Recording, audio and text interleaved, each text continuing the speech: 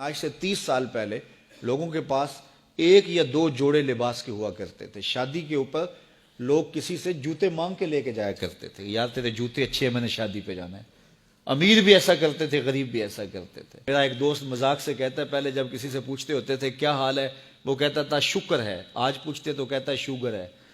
تو بالکل حالات بدل گئے اور ناشکری پیدا ہو گئی ہے, برکت اٹھ گئی ہے, اللہ کی ناراضگی ہو گئی ہے. یہ ناراضگی کیسے ہوتی ہے؟ جب ہم اس کے حکموں کو توڑتے ہیں تو پھر وہ ہماری پرواہ کرنا چھوڑ دیتا ہے.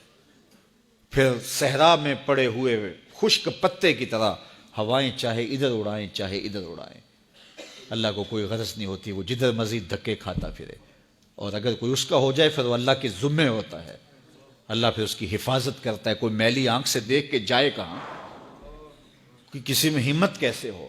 حضرت سفینہ رضی اللہ تعالیٰ عنہ جنگل میں بھٹک گئے تو انسانی بھوک سونگ کے شیر جب حملہ آور ہونے کے لیے قریب آیا تو حضرت سفینہ رک گئے اور شیر کی آنکھوں میں آنکھیں ڈال کے کہا, اور جنگل کے بادشاہ جانتا نہیں میں کون ہوں, میں رسول اللہ کا نوکر ہوں. اللہ اکبر. صاحب مشکات لکھتے ہیں کہ اس شیر نے دم ہلانا شروع کر دیا, گویا زبان حال سے کہہ رہا تھا تو رسول اللہ کا نوکر ہے تو پھر میں تیرا نوکر ہوں. اللہ اکبر.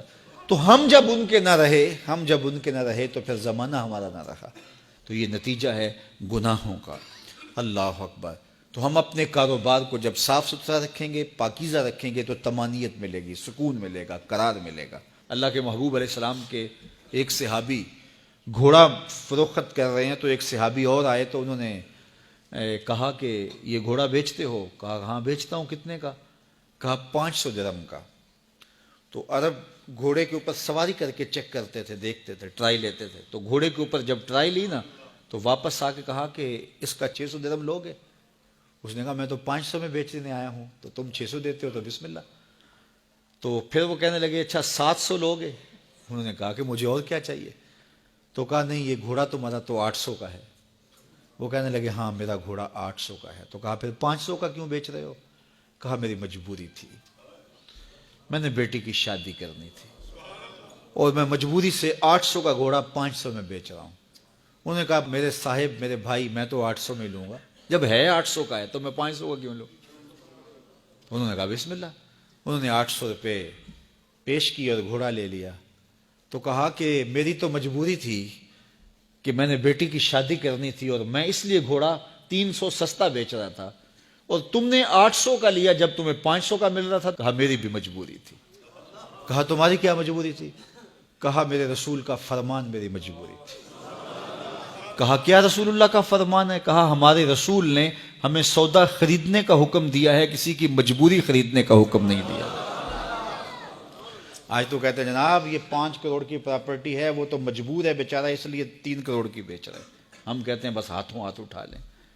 یار اگر کوئی بندہ اپنا گھر بیچ رہا ہے اس لیے کہ وہ مجبور ہے اور وہ 1 کروڑ روپے کا ہے, تو ہم اس کو 50 کا کیوں خرید رہے ہیں؟ جب ہے 1 کروڑ کا, 1 کروڑ کا خریدے.